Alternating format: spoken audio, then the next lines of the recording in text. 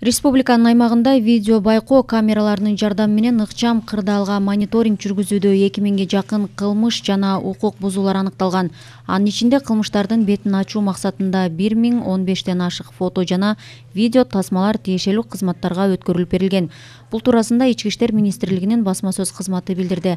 Маалыматта айтылгандай, коомдук коопсуздукту көзөмөлдөө аймагын кеңейтүү максатында быйыл тийиштүү программалык камсыздоону орнотуу жана өлкөнүн аймактарын кеңири камтыган тышкы видео байкоо камераларын көбөйтүү мерчемделүүдө.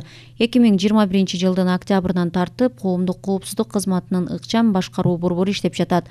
Анын максаттары жана иш аракеттери республиканын баардык аймагында коомдук коопсуздуктун абалына мониторинг жүргүзүүгө, коомдук жайларда мыйзамдуулуктун жана коомдук коопсуздуктун деңгээлин жогорулатууга, кызматтардын координациясын жана өз ара аракеттенүүсүн өркүндөтүүгө, техникалык камсыздоону жакшыртууга, бирдиктүү координациялык платформаны түзүүгө багытталган.